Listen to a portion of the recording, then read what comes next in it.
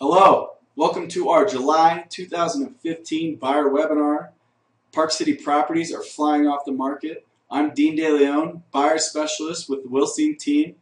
Today's webinar, we're going to be giving you an update on the progress that Vail is making at the resort and their improvements. We'll go over some statistics on why the properties are flying off the shelves here in Park City, and then we'll review 5 commonly asked questions from buyers in today's market. To start off with the renovations, you can see there where it says Snow Hut. That's where the old Snow Hut at the base of the Silver Lode lift at Park City Mountain Resort used to be. They got to work on demolishing that as soon as the resort closed. Snow was still on the ground. And then the other pad you see there is where the new gondola is going to go in.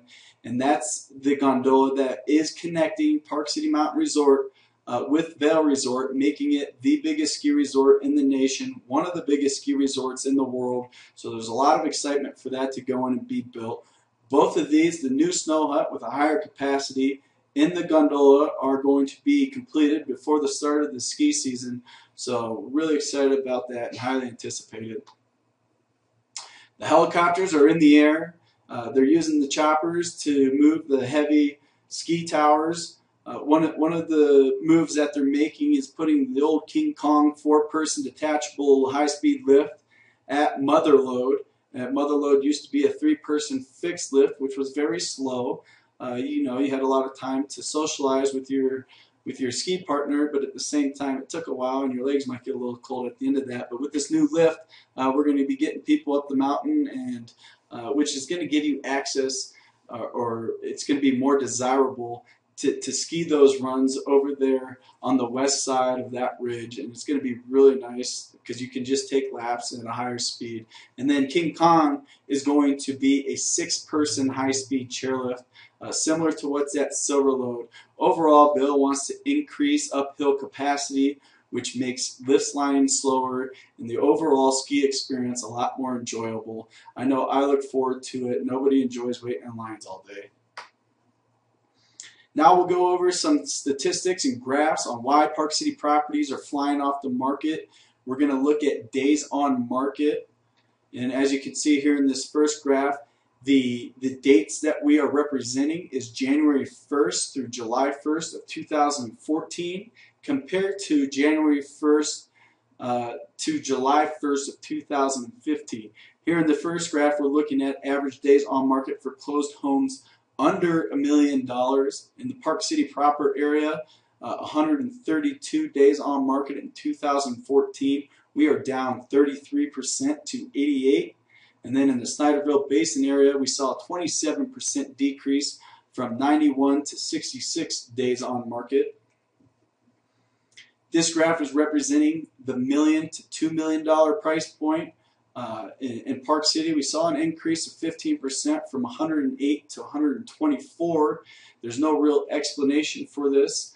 Sometimes this just happens when we're trying to convey to you a market trend. There are some numbers that don't work. This is one of those situations, so we'll move on. The Snyderville Basin saw a decrease of 25%. 2014 was at 196, down to 147 here in 2015.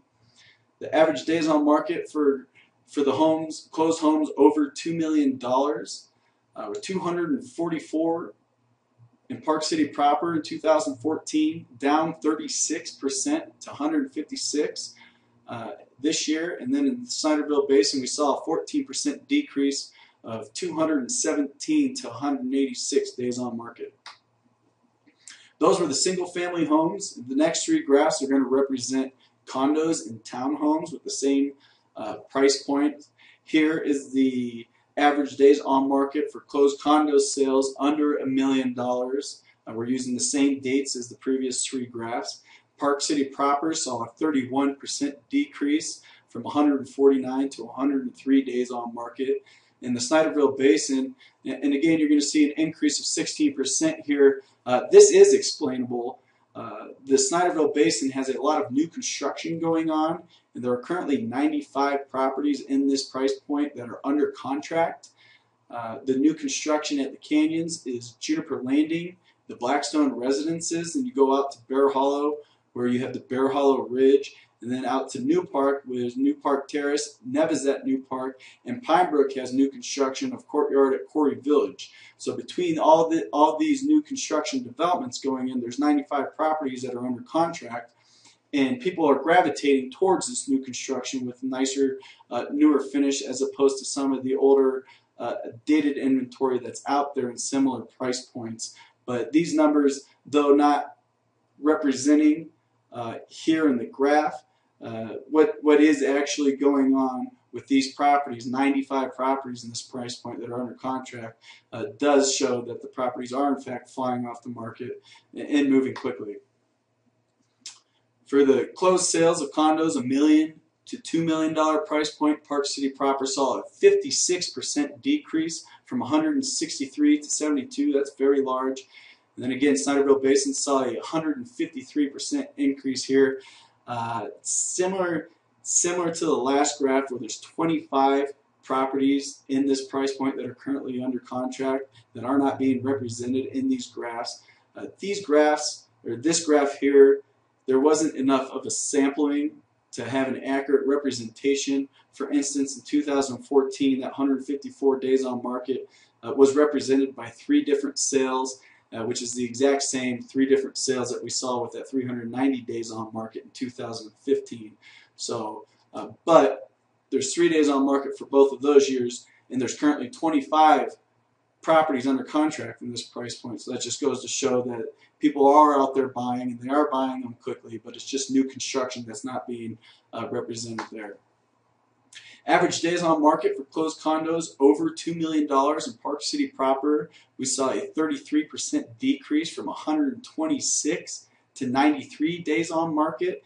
And then there is no data in the Snyderville Basin area for this price point because there's no inventory in this price point for condos in townhomes.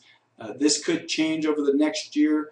I know the Hyatt Escala at the base of the canyon saw a sale of a 3-bedroom penthouse condo go for $1,750,000, where those could hit up over the next year, get into that $2 million price point. But the Canyons also has a lot of capacity left to build in, and with all new construction going in and expected new construction and need for new construction at Canyons Village, with the new resort, we expect to see this or some inventory in this price point within the year or two. 5 commonly asked questions. We're going to go over just stuff that I hear all the time from buyers. I want to touch base here, give you guys a little information on some of the answers, and just keep you up to date with what's going on. What are the rental numbers? I hear this all the time. It's a great question for people that are looking for a rental property or an investment property, a second home, want to rent it out a little bit. But it's very important for you as a buyer to know that these numbers are going to vary greatly from property to property, or even if it's the same complex, from within that complex, different properties within that complex because of owner use. So each property has a different owner, and that owner has a different reason for owning it. You as a buyer might want to buy a property for an investment and look at the appreciation that you're going to get out of it, or you might want to buy it because you want to use it as a vacation home or a second home and not rent it out at all. Therefore, in that situation, there would be no rental numbers. Or you might want to rent it out just during the times that you aren't using it, and then at that point, it's going to the income generated from your rentals is going to depend on when you use it. Did you use it during Christmas? Did you use it during Sundance? Did you use it during President's Week? Those are going to be very high generating income weeks that if you rented it out during those periods, you're going to see a lot more income as opposed to staying in it. But it's completely different upon each owner and what they value in their properties. Long-term versus seasonal. Some people prefer to rent their properties out on a long-term basis. They get to interview the tenants, and they know exactly what they're going to get from a month-to-month basis as far as income. And then other people would prefer to maximize the income and the yearly income for that property, and they're going to do seasonal. When you're doing seasonal, it's a lot more hands-on, but you're also, like I said, going to get a little bit more income out of the property. And then when doing seasonal or even long-term for that matter, did the previous person use a property management company, or did they do it on their own through VRBO, which is Vacation Rentals by Owner? It's similar to Airbnb. If you're familiar with these, it's where you go on the internet and you rent your property out yourself as opposed to using a property management company. When you use a property management company, it's a lot less hands-on. They're going to do everything for you as far as marketing and taking care of the property, but you have to pay them a split.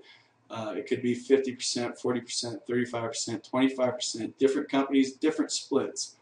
And there's a lot of companies out there to use, but again, these are all different factors that go into the rental income numbers that we're going to be able to provide to you. So understand that when we're looking at rental income numbers, it's important to know that not everything is going to be the same, and you have to factor in different things that you may not want to use that property the same way the previous owner did.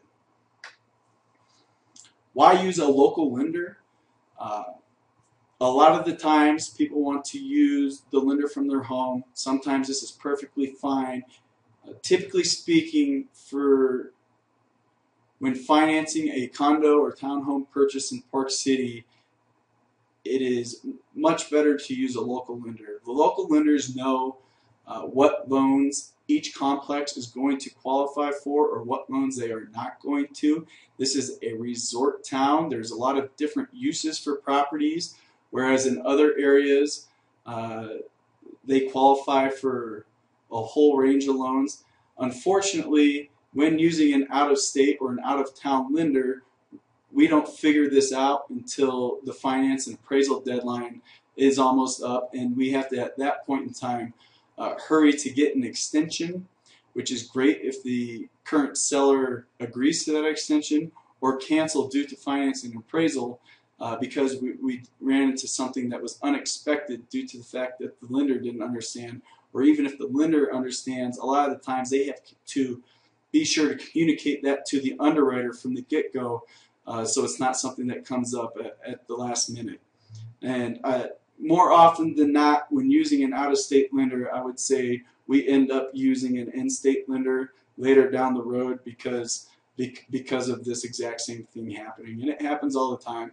But there's a lot of great lenders here in town. We're happy to put you in contact with them. A lot of various ones where you can interview.